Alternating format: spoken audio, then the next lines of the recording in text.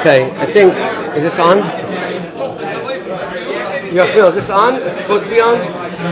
Yerachmiel, is this supposed to be on? It's not on. It's not on. Yeah. Okay. I don't know if we need it, but... Okay. Thank everyone for coming. Okay. Yeah. Freilich and Chanukah to everybody. A good Chodesh. And it's a pleasure to see everybody coming out on their day that they have extra time to come learn. And it's always very big chizuk to see them coming out to learn and to spend their time. It's a big schus once again this year that Rabbi Zimmerman has come. He already knows the many members of the community and has become a very popular visitor that we have here, Baruch Hashem. To have such a person coming, b'kviyas and chazik and teaching Torah, giving shiurim in the community is big kavod. And it's the sugya that we're learning is a sugya that covers a lot of areas, shadchanas and brokers, sarser. I was telling someone this morning, said people think that paying the shadchan is like it's like a segula. And you see here that it's not a segula, it's chosh mishpat, it's halacha. Maybe if they think it's a segula, they'll actually pay it more, right? More likely they'll pay. But lemaisa, what? This is good. So components of Gavaldika is very, very negia, both on shadchanim, on brokers, it's the same side.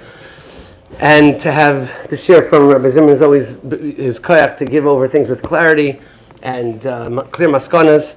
This is a great sugya, Baruch Hashem, so it's a big kavod to have Rabbi Zimmerman here. And once again, the share is sponsored by the law firm Stakan Braverman and the entire initiative that we've been the last couple of years and taken on to spread Chosh Mishpat and learn Chosh Mishpat, different inyanim, and this is part of that initiative, so we thank them as well.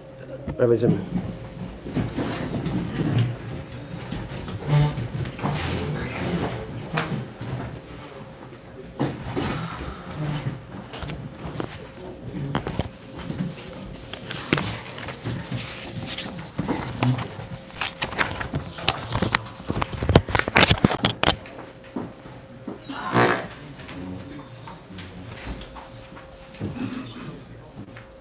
Bereshus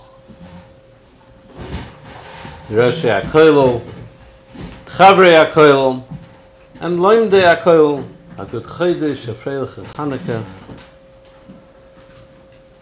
Mention Chazal tell us, Asei Teirascha Kva Umalachtecha Aroi. Your learning Torah should be a permanent fixture, and working should be temporary. And the Rambam gives a very good eitzah. He says there's 12 hours in a day, because you got to sleep 8 hours at night, according to the Rambam. Probably takes you 2 hours to daven, and another 2 hours to take care of your personal needs. So there's 12 hours in a day. So you learn 9 hours a day, and you work 3 hours a day. That is his prescription. However, as many people know, that unfortunately there aren't any jobs or occupations that can support a family in 3 hours a day. So how do we define today, what does it mean, asay, thank you, teirasecha kva umalachtecha aroi? And the answer is it's a state of mind. I'm doing both. And I might even be spending more hours on work. But what is the ikr in my head? What do I consider my ikr, and what is my aron? That's what it means. How do we know what's an ikr by a person? The answer is very simple. What do you do on a Sunday? What do you do on a legal holiday? That's how you define it. If a person, it's a legal holiday, and people come out to the Beis Medrash to learn, so that shows their state of mind that I wish I could always do it. And then, that shows it's Teiras Chakva. And therefore, beyond the time we're going to spend learning today, it's also about making a statement, what is the Iker in my life? Today's topic is paying broker's fee for business and Shidduchim. And there's one concept that you have to pay a broker. Whether this is a real estate broker that brings you a house, whether it's a loan broker, gives you a mortgage, whether a headhunter that finds you a worker, or a shadchan that finds you a shidduch. It just so happens to be that in halacha, the most discussed topic is shidduchim. However, the principles apply to everything equally. So the first question is, why do I have to pay a broker in the first place? If I hire someone to do a job, so I have to pay him. That's called schiras poyalim. Even if there's no kinyan, schiras poyalim, even a verbal agreement is binding in schiras poyalim. A broker I did not hire.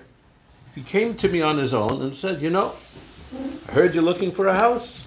Here's a house. Hey, you're looking for a shidduch for your daughter? I have a good idea. I never hired him. I never asked him to do anything. He came to me and gave me some advice. He did a favor to me. He did a favor to me. He deserves a thank you. Maybe a chocolate platter for Shabbos.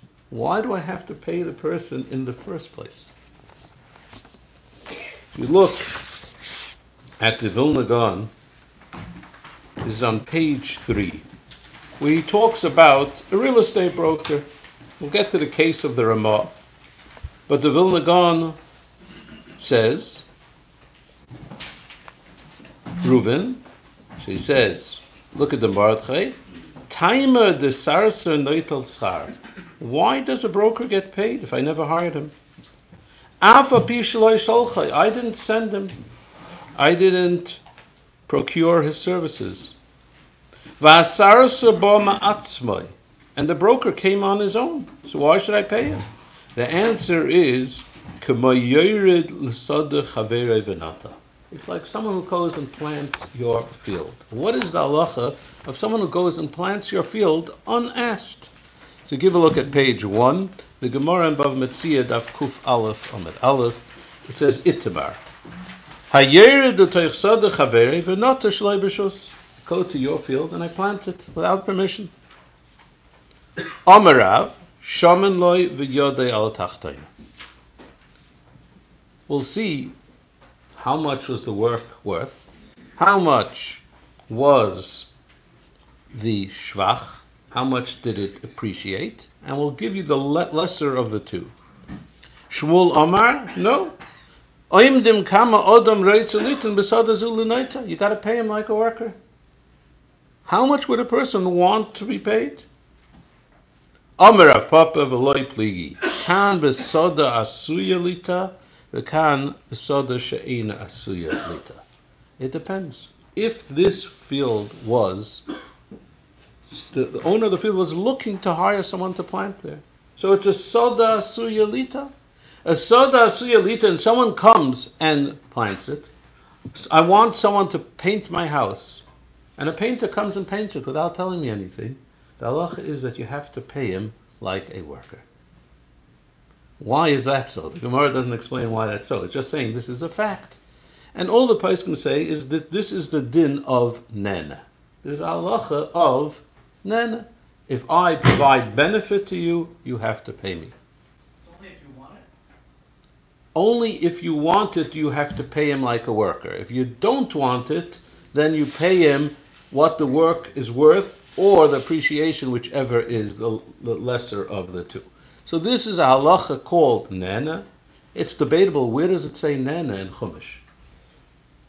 And many people learn it out from Me'ilah. It says if you're a nena from Hegdish, you have to pay Hegdish. So you're nena from a Hedyet, you have to pay a Hedyet. So the Gaon is telling us that the yesod of paying a broker is the din of Yored, which is the din of Nena. And if it's a Soda Asuya Lita, it's someone who's looking for a Shidduch for his daughter, or looking to buy a house, or looking for a loan, you have to pay him the regular market rate. Now, in fact, so the question is, what's the difference if I hire a person or he decides to work for me on his own? When I hire a person, I have to pay him. How much do I have to pay him? Whatever we agree upon. What happens if I hire a person and we don't agree on a rate? So the halacha is you have to pay him the lowest going market rate. Well, a broker is exactly the same thing. I didn't hire him. He came on his own. I have to pay him als yerid, als nena. What do I pay him? The going market rate. So is there any difference if I hire a person who he decides to work for me on his own? And the answer is, the nafkamina is in a totally different halacha. There's an issa called baltalin, to withhold wages from a worker. If I hire a worker, I have to pay him. This is where there is the difference. If I hire a person, so then the payment is subject to the rules of baltalin and b'yoymei titin scharay. Those rules, maybe for... That's even if I'm not looking for a shidduch, and even I don't want to sell the house, and somebody comes and sells it, and it's not, I don't want to sell it. I'm not interested. You don't want to sell it, so I'm not again... interested in selling, and the broker came to me and says, No, again, that... for a shidduch, I'm not ready to do a shidduch. But you did it. Yeah. Again, a sada she'ena suya lita means someone paints my house and I wasn't looking for a painter. But no one forces me to buy and sell houses and do shidduchim. So even if he didn't. But in the end... Does it go both ways? So I come home, the painted house, and my wife doesn't like it, so now I incurred an expense. So there's no nana. Can I take a teveya against the guy that did the work again? Certainly. So it goes both ways. Certainly, yes. If you paint my house a horrid khaki green, and I'm unhappy with it, I shall charge you. Als mazik. There's somebody saying, I'm mazik. So the answer is like this. Be'etzim, you have to pay a worker the going market rate, unless you agreed otherwise, regardless of whether you hired him al tzchiras poelim, or it's al tzyerid. The nafkamina is in the halachas of Baal Talib. Now, when do you have to pay a broker?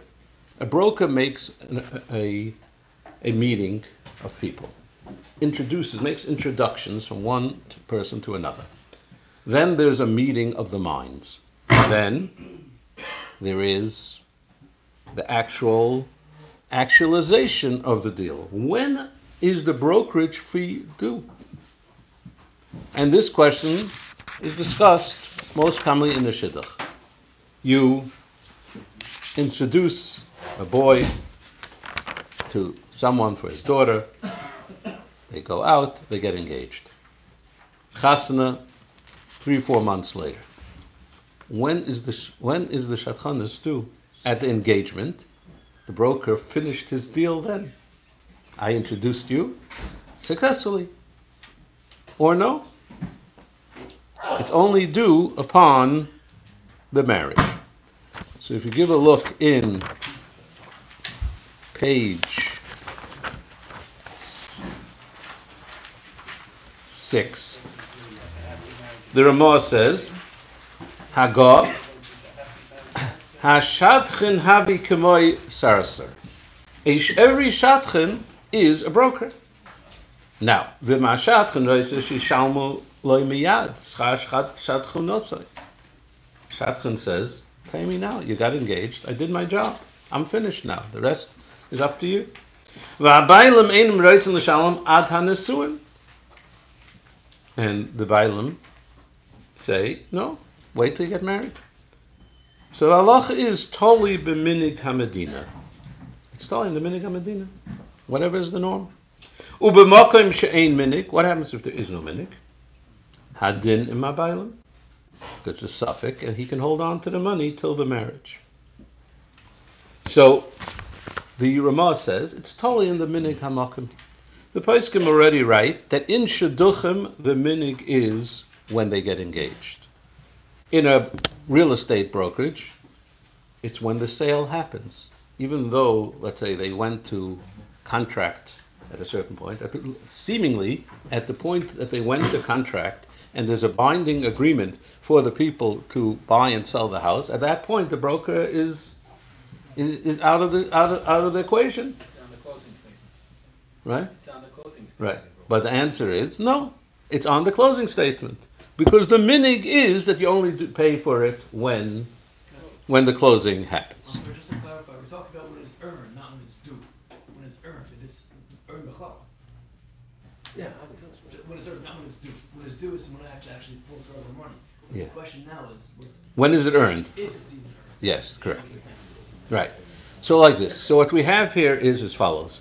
When does the broker get paid? Whether he's a shadchan, whether he's a real estate broker, it depends on whatever the minig hamakom is. What is the difference, besides getting the money as quick as possible? Let's take the case of Shidduchim. What happens if the Shidduch breaks off between engagement and marriage? The broker said, the shadchan says, I made the introduction, you were interested, you changed your mind afterwards, pay me. The person says, well, very nice, you just left me with a big headache, I don't want to pay you. How does he get paid? So the Ramah says, Im chazru behem. If they changed his mind in this battle, no, he says, Ubemakom she'ein tzarach l'shalom lo ada nesuin. If you don't have to pay in the place where the minig is, you only pay at the marriage. Then im chazru behem in this battle, hashadchanis p'turim abayim mishalom lo elon kein hisnu behedya. So he says that's the nafkamina. What happens if the deal breaks off for no reason that has anything to do with the shadchan or his brokerage or any of his salesmanship? Does he have to pay? So it depends. If it's due at engagement, then you do have to pay. If it's due at marriage, you do not have to pay. Same thing would be true on a loan or a sale of a house or a worker. Any of these things, it depends when it was due, when it was earned. Now comes a question like this. Are we saying that the minig of two bonds is the responsibility of the shadchan? Meaning, in a place we pay by the bar, it's the shadchan's responsibility to get them engaged, or a place we pay by the marriage is the shadchan's responsibility to get them married? That's a different mitzvah of what the job is? It would be tempting to say that, but in a moment we'll see that it's not. It might. In other words, let's just define this question. Are we saying that the machlokes is when is the job finished or when is the payment due? Now, nafkamina is like this. What happens? Let's say a shidduch is due. The minig is you pay on the engagement. Therefore, we say that if they break off the shidduch before the marriage, you still have to pay the shadchan. Let's take a loan, a loan broker, a mortgage broker. When do you have to pay? When the mortgage is transferred. Now, what happens after the point of its earned, due, paid? Are there still any responsibilities of the broker to see things through? For example, I broker a mortgage. Mortgage goes through, get paid. Now the borrower refuses to pay. It can happen 5 years later. Does the broker have any responsibility? Listen, you brokered the deal. The lender says, listen, you brought me a borrower. This borrower is not paying. Or no? I brought you the borrower. You should do your own due diligence. And if he doesn't pay you, it has nothing to do with me. Or let's take the case of Shidduchim. If we assume you pay at engagement, and if they break off the Shidduch afterwards, you still have to pay the person. But does the shadchan have a responsibility to try to save the Shidduch? In other words, when is his job finished? What if you have a client that maybe possibly the shadchan didn't hand over enough information and Yeah, therefore... that will be the next question. So look at this is Ramon Reish Sadi Dalit. This is on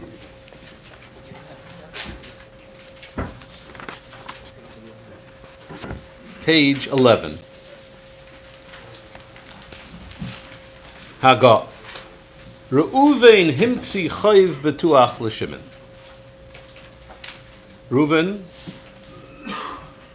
brought a good loan, a good mortgage agreement to Shimon.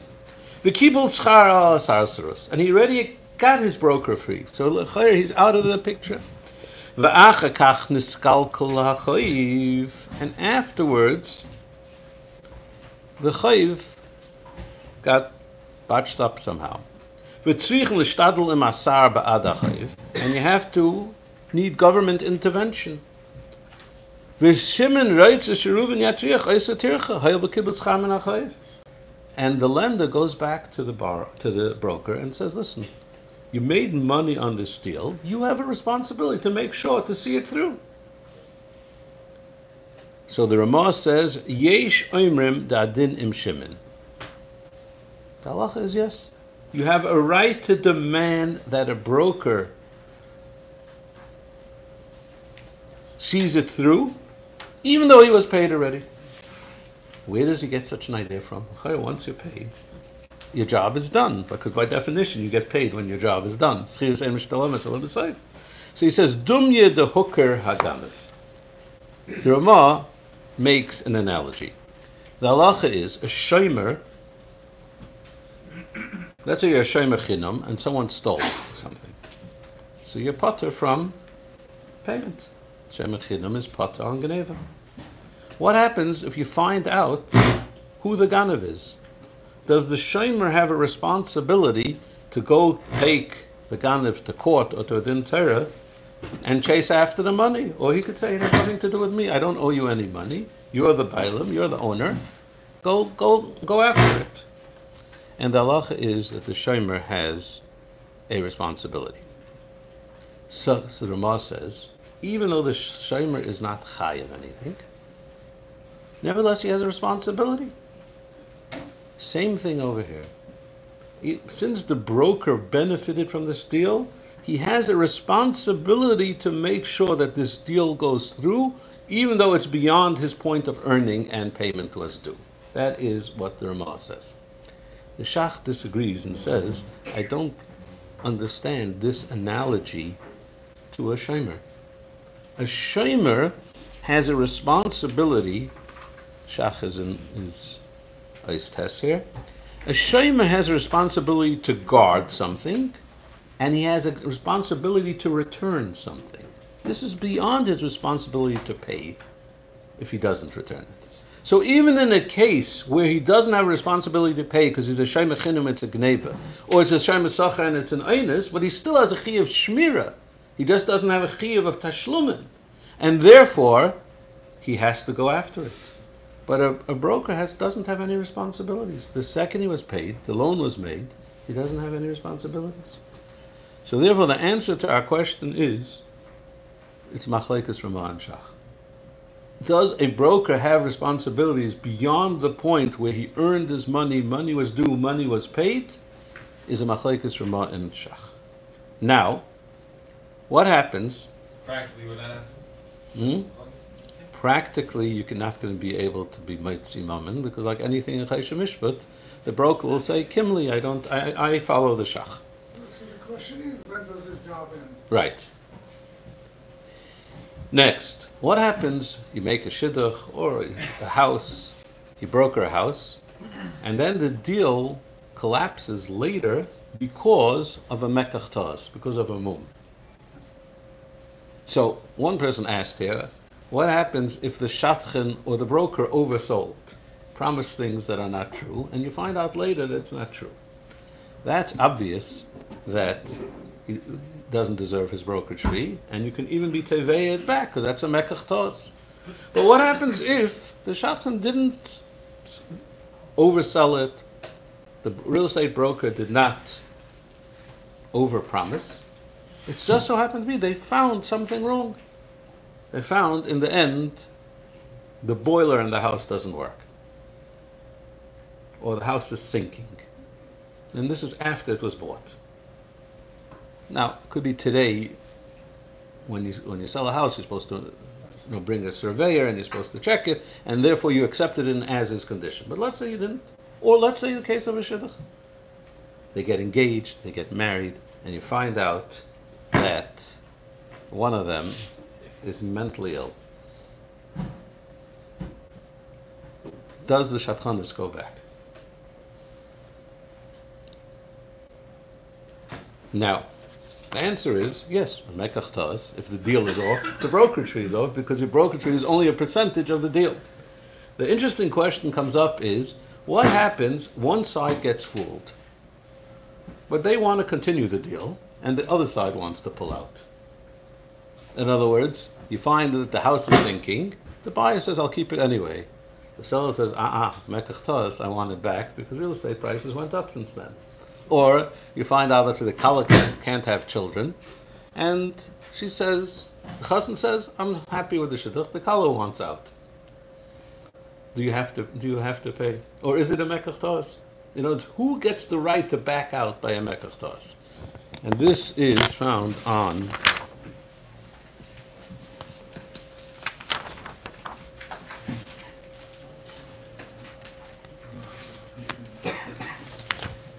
page 7. It says, if there was a na, it was overcharged. So the Mechaber says,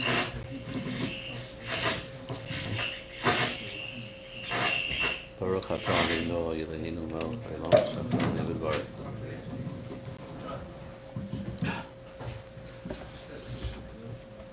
So the Mechaber says, V'hamis'ana yachol lahachzer.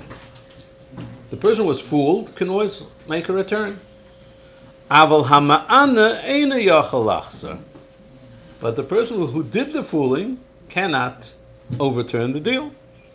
The Ramah says, V'yesh oimim af hama'ana yachol lahachzer by. Both sides can back out. What is the machlekes?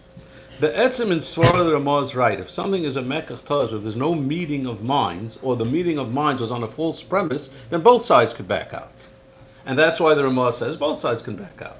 The Mechaber says no, only the person who was fooled can back out. The Shach explains, Ezayin de lo yehe chayta niska. It's like a knas. You don't want something, you go fool someone, and then you back out. And therefore, lo yehe chayta niska. So the male of the answer over here is, if there is a Mekach Taz in the Shidduch, according to Ramah, that both sides can back out, so then the brokerage fee gets paid back. Next, how much do you have to pay a broker? It is a Chayta Niska. Not every parents know about it. Oh yeah, okay. Well, what would the Mechaber say in such a case? Okay, we follow the Ramah anyway, so for our purposes.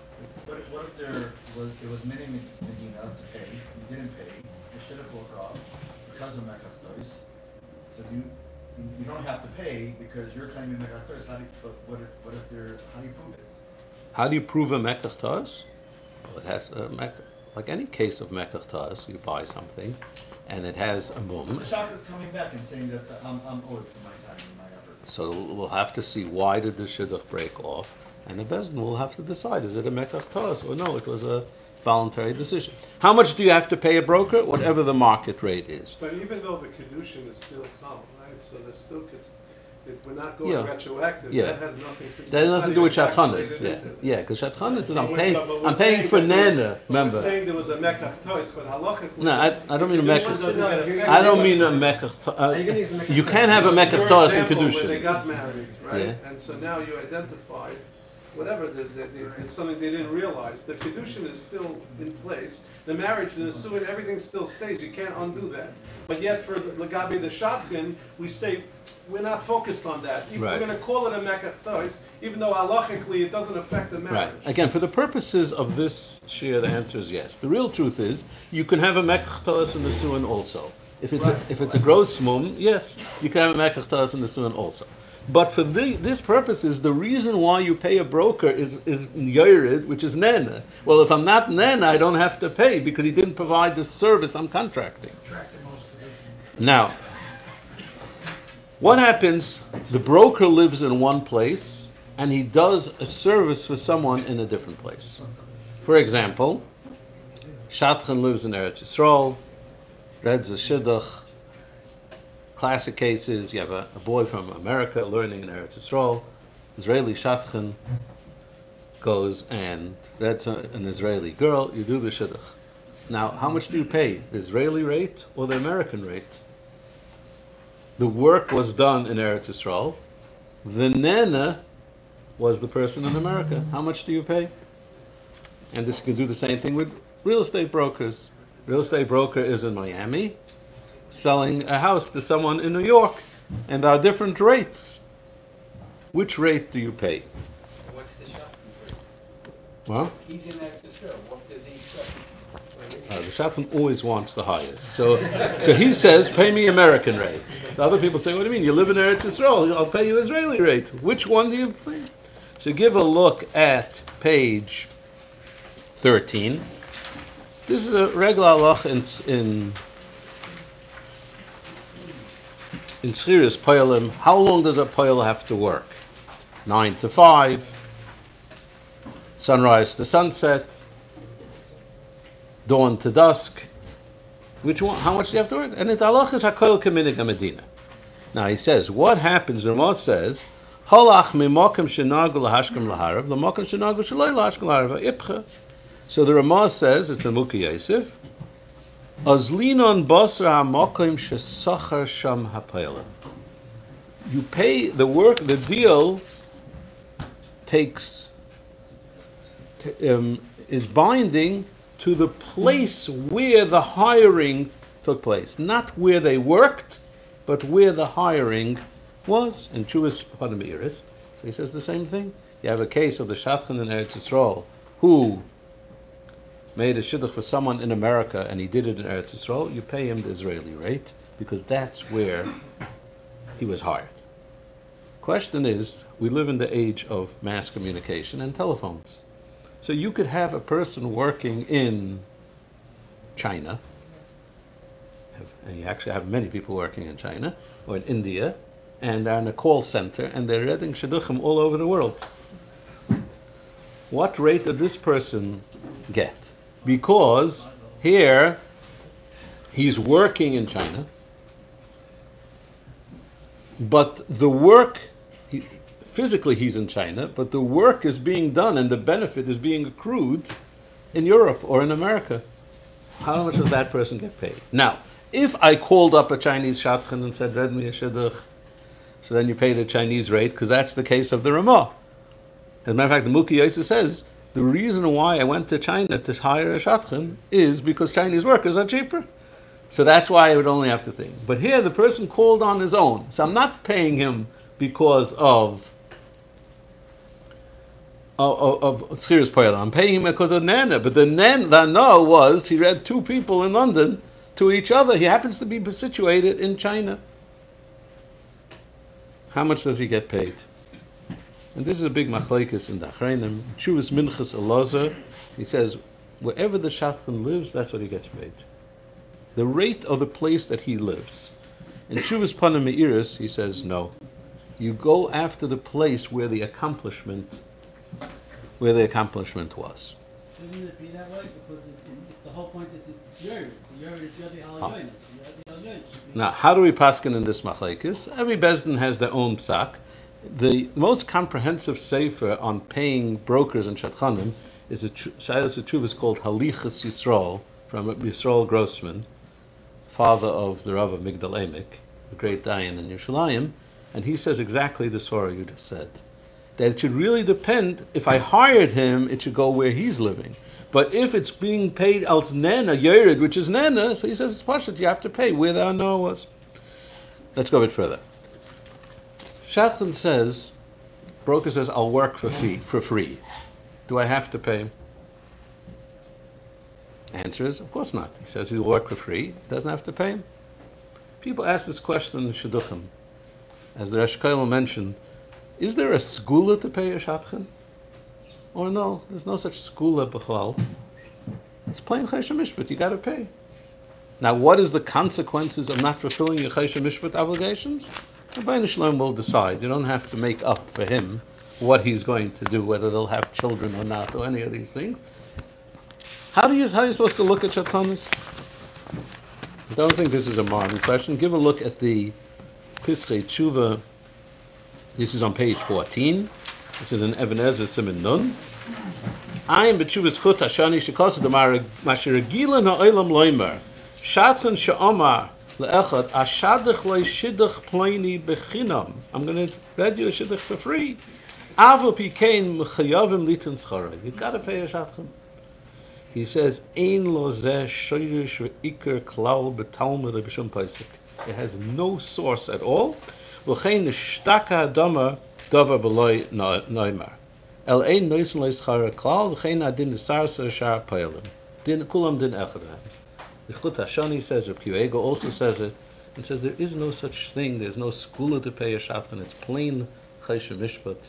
A broker has to be paid. A broker says, I'm going to work for free, so he doesn't get paid. Sometimes it costs you more when they work for free. Sometimes it costs more than. That's a different thing, yes. Briskerov said that the world is an expensive hotel, and the cheapest way is to pay in cash. So you should know, yes, that is true. Now, what happens the other way? Shatan comes to a person, or broker comes to a person, and says, you know, I have a shidduch for your daughter, I have a house for you to buy, and the person says, I want to make it clear that I don't pay. As a matter of principle, I don't pay. Whether shatchanis, I don't pay brokers. You want to do a teiva, gesundheit. So the Sefer Archas Mishpat, it says it's very simple. It depends when he said it. If he said it before the name of the shidduch or the house location was disclosed, and he said up front, you should know, I'm not going to pay you. And the person nevertheless disclosed, broker nevertheless discloses it, so then he was meichel anything. If, however, first the shadchan gives you the name, or the broker gives you the location of the house, and then the person says, oh, by the way, I don't pay, so the halach is you have to pay. And even if the broker didn't respond and say, what do you mean you're not going to pay? I gave you a name already. There's no such halach of shtika kaidah, or shtika is a mechila, and you have to pay. Yes. Now we'll get to the next case. Give the name of the transaction. That's not the transaction, but that is the service. And if he walks away and says no thank you, and then he goes and does the shidduch with a different shadchan. No, that we'll get to. That's a different thing. Next. So just so we're clear, a flyer that comes, like one of these broker teaser flyers, they come, they can send you an email. Yeah. That automatically, in that case, the fact that you say, I'm not looking to pay broker, this and that, in that case, he already is. Well, if he told you where the place is, where the house is. Yeah, but it's unsolicited. He sends you a flyer. Okay, then one second. Remember the when you drive by a house, there's a sign there. Yeah, chiv here is nana. Did you benefit from him? If you benefited from him, even though it's unsolicited, you have to pay. That's the din of yerd. Someone goes and paints my house. It doesn't matter that I could have known on my own anyway. That's a different question. Let's leave that for a second. The knowledge is the actual engagement or the actual purchase. Obviously, if you don't buy it, you don't have to pay. We're talking. So if I tell him right now I'm not paying you, we're only continuing if I don't pay you. So that doesn't work. No, because you used it. I understand. You walk away, you didn't use the services. Here you did use the services. You used my services and said, and after I gave you the service, you said you're not going to pay. What's the difference than pay? I don't owe you for the services you gave me. You do. The services you currently gave me, I don't owe you a penny. If I walk No, away, if you ultimately use the service, I continue using the future service, but I understand. that I have to pay for, but that I'm not going to pay for. again, you're going to have to pay for this Thursday. We'll see. We're going to, again, let me just finish off. It's called a maschel, and you have to pay a maschel also. Next, what happens, this one brought up here, someone comes to me, I didn't know that he's a broker. He comes and says, I heard you're looking for a house, and North Miami Beach, right near the Kyle, and here's a house for sale. I go and purchase the house, and the guy says, 3% from each side. He's not licensed. Let's say he's not licensed. He's not entitled to commission. Don't be so sharp. Let's take it Shadchanim. Shadchanim don't have to be licensed. Someone comes, he's a friend of mine, reads me a shidduch for my daughter.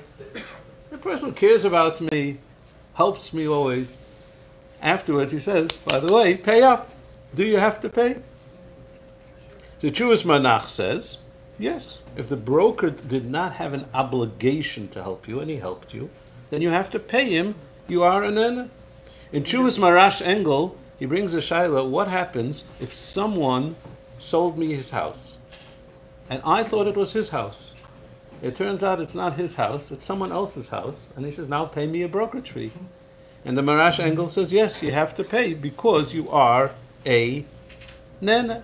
So now, any time you are mahana a person, you have to pay whether the person realized that you have to, whether the person realized or not that you are acting as a broker. How much do you have to pay might be the question. In a shadchan, since there's no such thing as a licensed shadchan, so it's the same fee whether you're licensed or not. A real estate broker, there might be milas of using a licensed broker because he's insured or because he has certain legal responsibilities, and therefore an unlicensed broker will only get paid the value of his work. How do you define that? It's not so easy. But it will not be the same as a licensed broker. Now the question is like this. Someone's desperate, he wants to buy a house, like I say, North Miami Beach, right near the Kyle, and he tells the broker, what is your regular rate? 3%. You find me a house within 5 minutes walk, under a certain price, I'll give you 10%. I'm desperate to marry off my daughter. Anyone who finds a shidduch for my daughter, $10,000.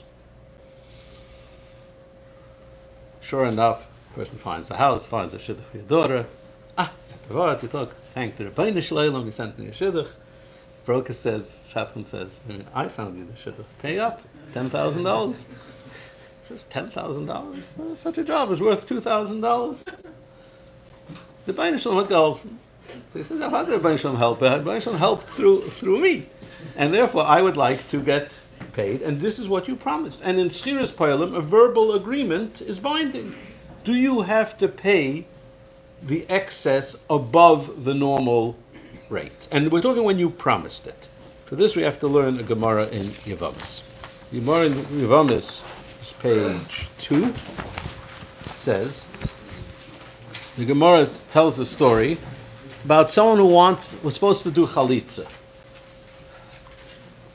And he refuses to do chalitza. So the woman tells him, if you do chalitza, I'll pay you 200 zuz. He does the chalitza, and the woman says, thank you. Very nice of you. You did your responsibility. So he said, but you promised me 200 zuz. So she says, Meshata ani bach. I was making a joke. The same thing the Gemara says. Someone was running away from jail, and let's assume he didn't belong in jail, and there was a bridge. The toll collector says, tolls, $500. He says, okay, you're running away. And he crosses the bridge, says, give me $500. He says, toll is $3.75. $3.75. Here's your $3.75. He said, but you promised $500. So he says, Meshata ani bach. The Gemara says in both cases the person doesn't have to pay the excess over the market value. Because there's a taina called Meshata ani bach. I was just making a joke. I have a good friend that got into a lot of trouble in yeshiva. Mashgiach was giving a speech, how serious Elul is. And if Elul's serious, you can imagine what Aseres Yemei Tshuva is. You can't crack a smile in Aseres Yemei Tshuva. So he said, the Rebbe, I have a question. If a lady promises a man 200 zuz to do chalitza in Aseres Yemei Tshuva, does he have to pay? So he said, no. Gemara Yevamos. So he said, why? He says, Meshata ani bach.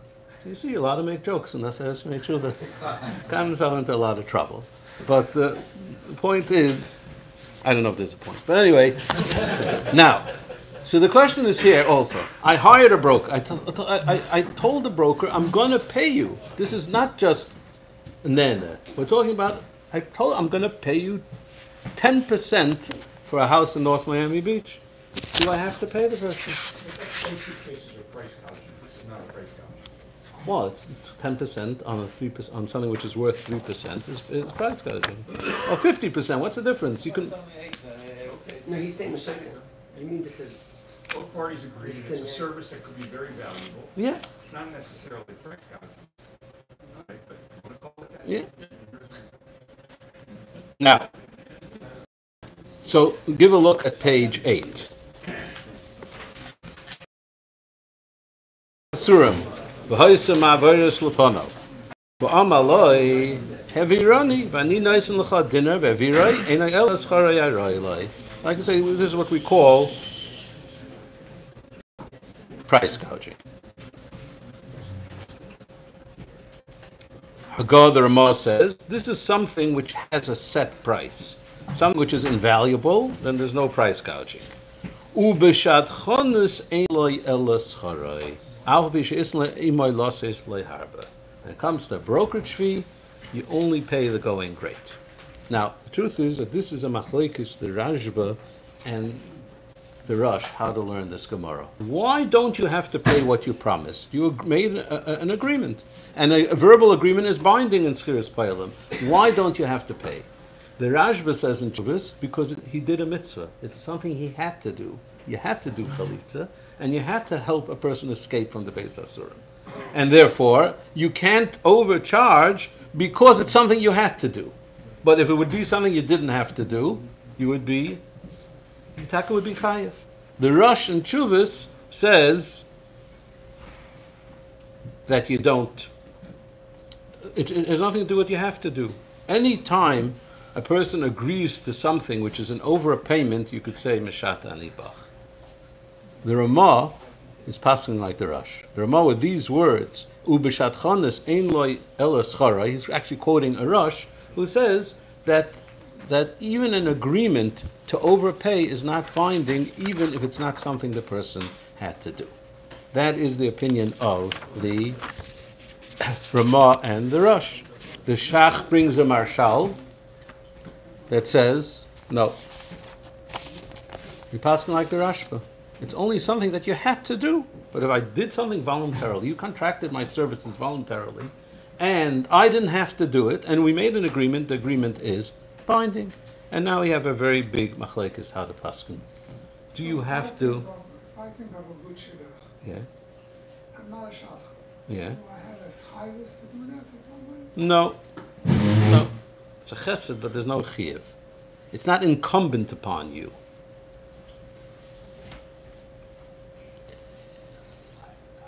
The Ramah paskins like the Rosh. You don't have to overpay. The Marshal paskins like the Rashba. You do have to pay. The Ksais, the Bach paskin like the Marshal that you do have to pay, where it's not a chiyuv. The Shus. Should overcharge the chacham? Can he say some kind of words to ensure he gets the obnoxious commission? We'll get to that, whether it's possible. The Shus Yaakov and the Panim Iris paskin like the Ramah. So we have a big machlekes. Do you have to pay the overcharge? And the Chacham Tzvi says, whenever there's something is a machlekes, you could say Kimli, whoever's muchzik is going to win. Before he paid, the person is going to say, Kimli like the Ramah, I don't have to pay. After he paid, the broker is going to say, Kimli like the Marshal, that I'm allowed to keep it. So now the question arose, person knows this machlekes, so he wants to make sure that he gets paid. Is there any way of overcharging and making sure that you get paid, and the person shouldn't be able to say Meshata Ani Bach? So the question is, what would be if you would sign a contract? The broker knows that the Minig Medina is to get 3%. He wants to get 10%. So they sign a binding contract with a kinyan that he's going to pay 10%. Does he have to pay the 10%? And the Shach, this is in Pei Aleph, says that if you look in the Rosh himself, the Rosh says that you do have to. Because if you sign a contract, you make a kinyan which is binding, not al schiras paylim, but it's binding on its own, you do have to pay. And therefore, if the broker wants to nail down the 10%, he should sign a contract. The Tuman says not so quickly. The Rashba himself, although the Rashba limited the whole case of Meshata Nibach, but in this respect, he says that the Rashba himself says a binding contract is not. You could still say Meshata Nibach. So Mele Tumim says, what stops the person from saying that Kimli like the Rush, that it applies Meshata Nibach in all cases, and Kimli like the Rashba, that even a binding contract is not binding? That's the Tumim's thought. The Nesivis, the Ksais, the Beis Meir, Shas Yaakov say no. These are not two separate entities that I could say Kimli like the Rush here and Kimli like the Rashba here. It's all the Shitasim. The Rashba holds the whole din of Meshata Nibach is when you something that's a Dvar Mitzvah and you have to do. Mamela, he says that even if you sign a contract, it won't be binding because you signed a contract on a service that you had to provide, even if you didn't sign the contract.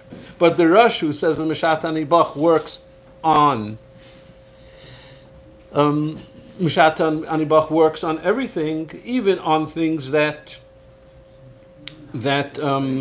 even things that you're not obligated to do, because you could say Meshata Nibach, well, that's only if you didn't sign a contract. If you signed the contract, you can't say Meshata Nibach, because people don't joke around when they sign contracts. Same thing, the Taz says that if you swore you're going to pay the 10% commission, that's another thing. This makes a shvur, he can't say Meshata Nibach, not just in Yeredeya, but even in Chesha Mishpat, because you don't swear and then say Meshata Nibach. What? But you don't need that lumnus. Next, this isn't what?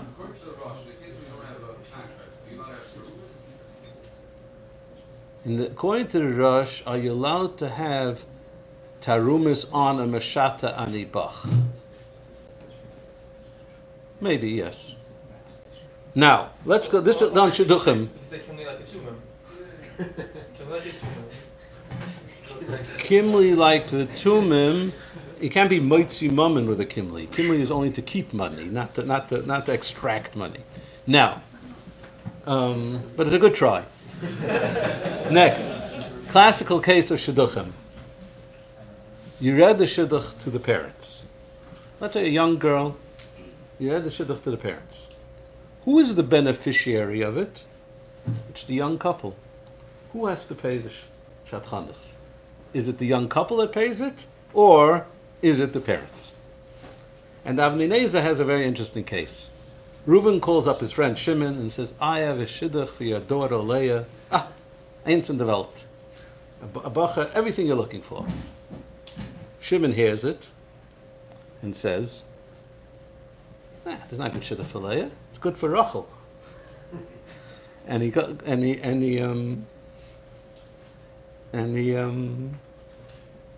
takes the bacha for Leah, for Rachel. Shatman goes to the father and says, listen, I brought you a shidduch for your daughter. What? He did it on his own. But he doesn't need a shotgun. He has the idea already. So the Shatman says, listen, I gave you the idea. He says, well, you gave it for Leah. I took it for Rachel. So you have to pay. In Chuvas Avnei Nezer, he says the shaila is like this. Who is the mechuyev to pay shatchanis? Are the parents mechuyev to pay shatchanis, or the young couple? If the parents are mechuyev to pay shatchanis, so then he did a service for the parents. But if it's the young couple, well, he did a service for Leah, but didn't do a service for Rachel, and therefore Rachel doesn't have to pay.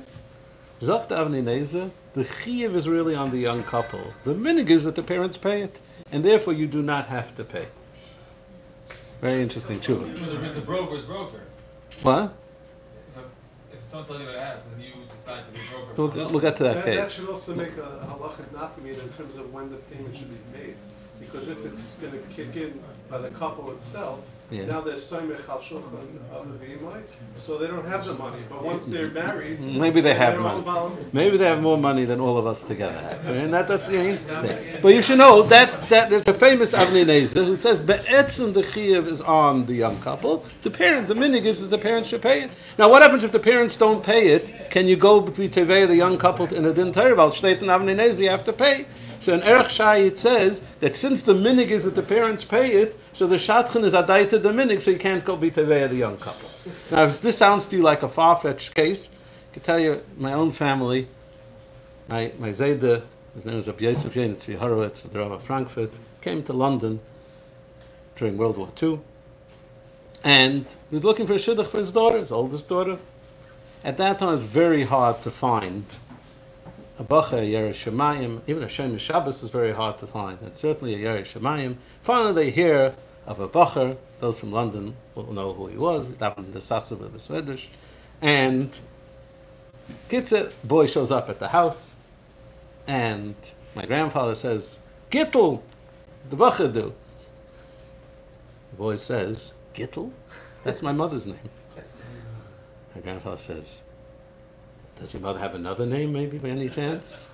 Whatever. No. My grandfather thought for a second and said, Sivya! Kim Tarain! And the rest is history. They got married.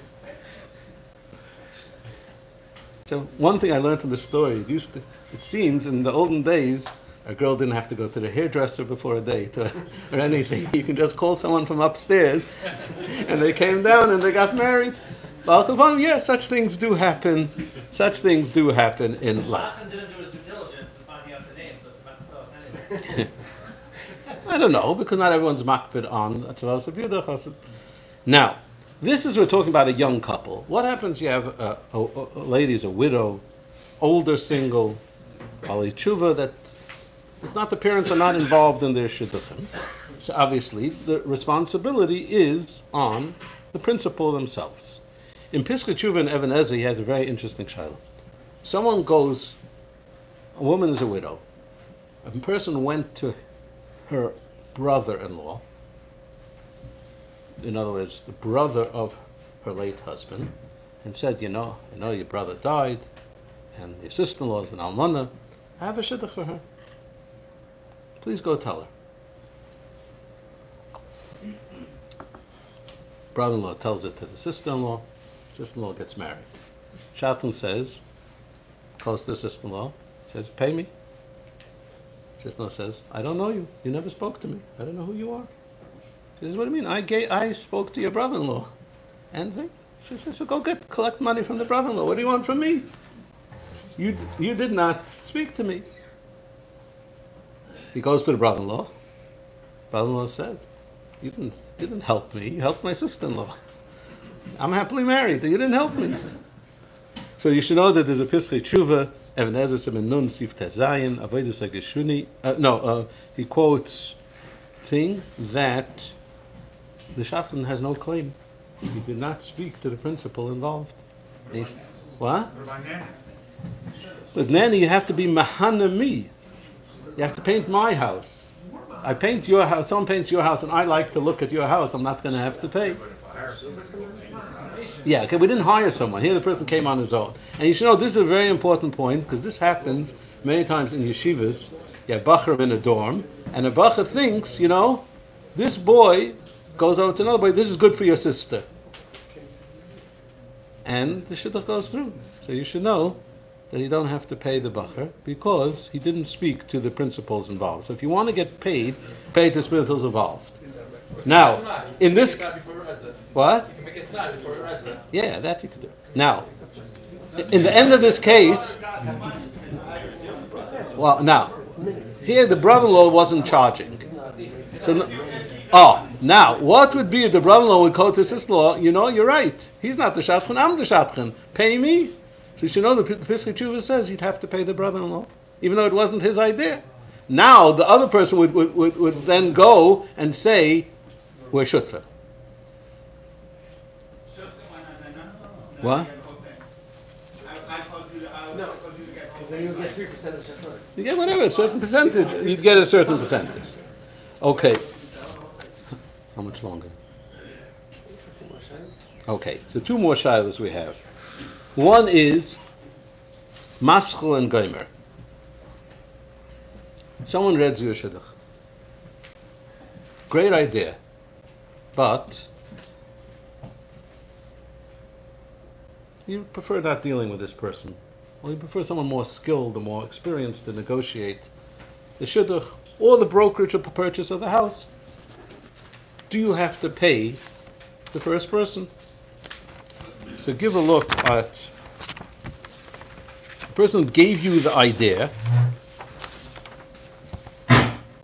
Give a look on page 3. It says, Reuven hayeloi bayis limker. Reuven is trying to sell a house. Uba Shimon v'serser lemachrei leLevi. Comes along Shimon and says, sell it to Levi. Levi's looking for it to buy a house. Va'omar Reuven, and Reuven says, Shelevi Sainai, I hate Levi. Ve'enoi reitza limkar lai. I don't want to sell it to a person I hate. I don't know why you can't sell a house to someone you hate, but anyway. But I can understand why you don't want to do a shidduch with someone you hate. But why you shouldn't sell a house to someone you hate, I'm not quite sure. But I don't want to sell it. Then he says, and afterwards, someone comes along and Taka convinces the person, you're selling the house, you're moving away, pocket the money, take the money and run. So the halach is chayiv litin l'Shimon sar serusai. You're obligated to pay Shimon his brokerage fee. This is a tshuvas harash. The Ramah is quoting a tshuvas harash. Frek the the question. The case of the rush was where Shimon gave the name of Levi to buy the house. Reuven initially refused, and then he had a change of heart, and he sold it on his own. So of course Shimon is the broker of record, because he's the one who gave you the name. But the case of the Ramah is not that Reuven changed his mind. Someone else came along and changed his mind. So why do I have to pay Shimon? Zaktanei Yehuda, when the Ramah said you have to pay Shimon, it doesn't mean you have to pay him everything. You have to pay him part. He is a contributor in this nana. And this is what we call a maschel. In the shidduch you can have a maschel, someone who suggests the name, and then you have a goymer. You have to pay the maschel also. That's what the Ramah meant. How much do you pay a maschel? The minig is a third of the shadchanis. Now you have the question on many dinei Torah, whether in brokerage fees or in shadchanis, is someone tells you about a shidduch or a house. You're not interested in it. Then someone else reads it to you. Someone else brokers it to you. Oh, how you do it? Do you have to pay the first person? Is he a maschel or no? A maschel means that without him, I wouldn't have done this. And the Shus Yaakov says it's a davar pashat. That you have to pay a maschel is when the maschel actually contributed to the result. He read your shidduch, because of that you were interested in it, but you had someone else complete it. Or sometimes someone reads your shidduch, and at that moment you're not interested, and 6 months later you come back to it, and you come back to it through someone else. 4 years later, 5 years later. Even So as long as there's no involvement in that first one. No, again, if the idea is in your head only because of that person. What about Dina de Malchusa? If a guy listed with a broker, the contract burns out after a year. Okay, so then, But yeah. still, it was started, but you could say the same thing. You're right, but we gave a share 2 years ago on Dina Malchusa. This is the thing. 1 second. So therefore, the Shus Yaakov says. Do you have many maschos? Many maschilim. Yeah. You can have shutvus in a maschil, but it's only the Shus Yaakov says like this. It's very simple. If the person when I do the shidduch, if the reason I'm doing it is because the person gave me the name, even though there were many other people involved in between, that person has to get paid. If, however, even without him, I would have done it, because his suggestion didn't make an impression upon me, and if I rejected it, it's only because someone else sold it to me, then I don't have to pay the mask. What if it's on Zillow? It's very much you would find it anyways. Someone just got there before you. Is that a real maschil or not? Yeah, of course. Because you only know it because of him. No, I mean, what if found out 10 minutes later? But you did. But he did. Okay, now the Shus. I didn't ask them to email it. It's on Zillow. Again, that you would have found it out is maybe not as important. Did you buy the house because of this email? No, because I go on Zillow every day anyways. Everyone goes on. Okay, that's a different thing. But let's take this case. Now, the Shus Yaakov. Yeshus Yaakov says a very interesting raya. Yeshus Yaakov says, I'll bring you a raya to this. Steht Vayikach Yosef, Vayikach Moshe's Atzmus Yosef Imay. Moshe Rabbeinu took the Atzmus Yosef.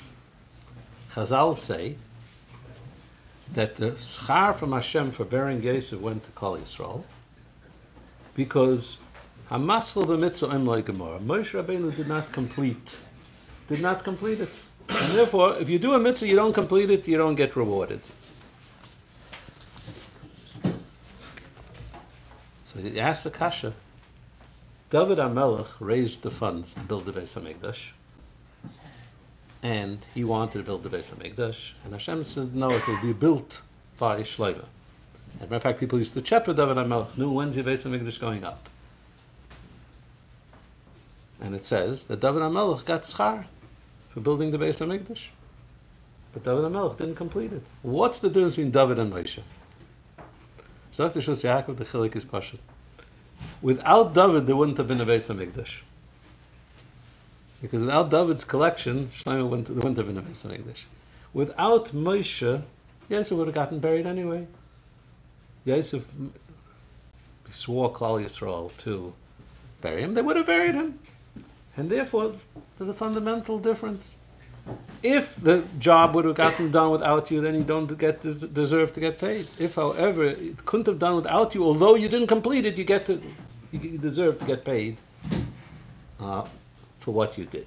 This is, now keep the aside. The actual mashal are various questions on, because it says that Moshe Rabbeinu brought up the Atzmus Yosef with the Shem Akdashim. So I don't know if anyone could have done it besides Moshe Rabbeinu.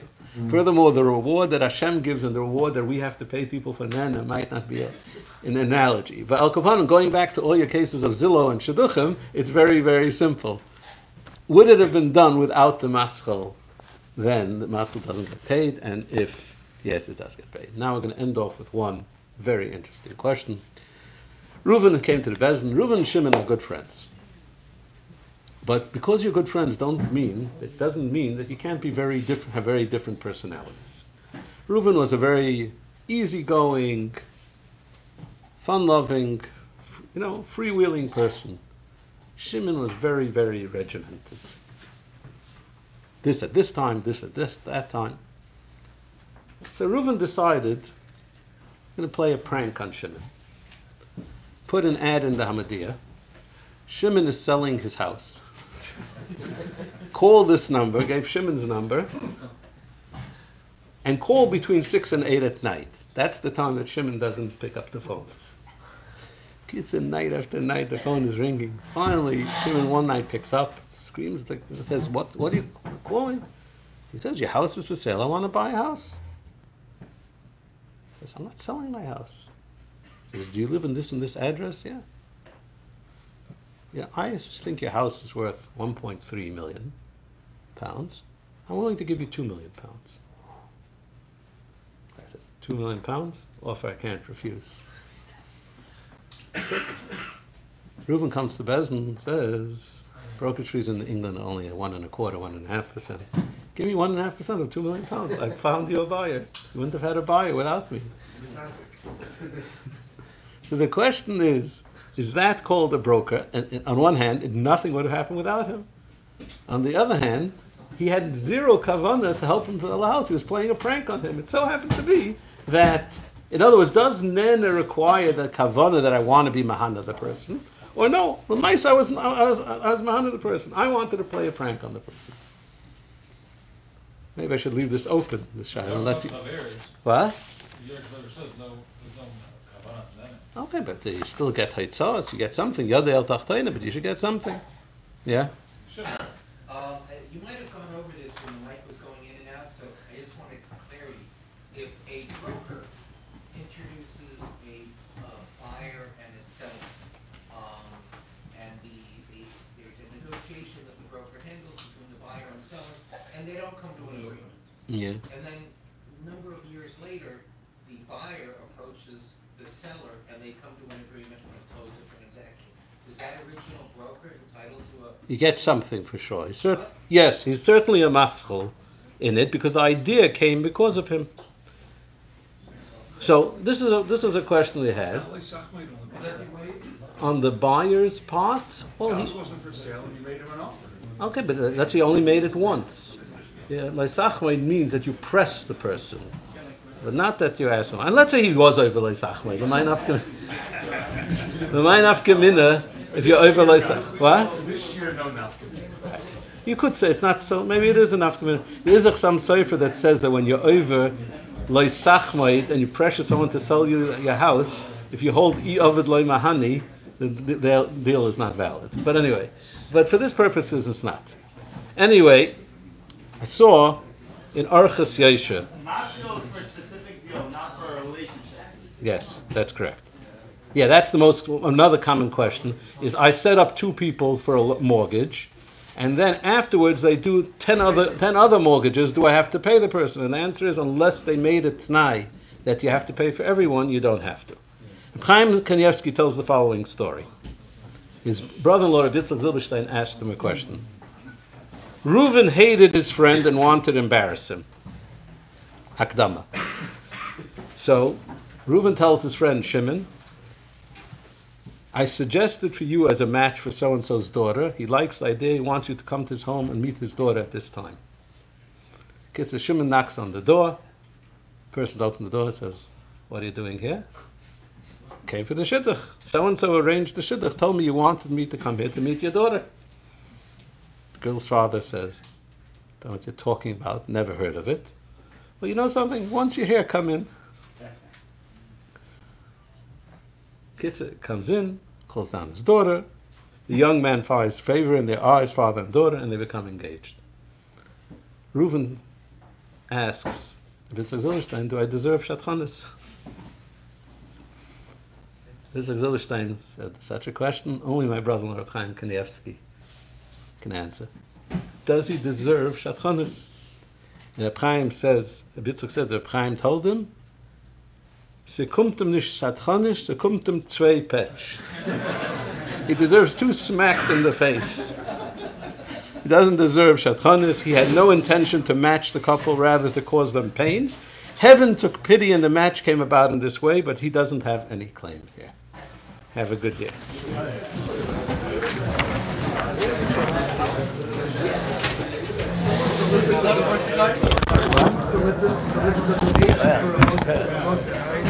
Can they claim, can I get paid on that? Yes.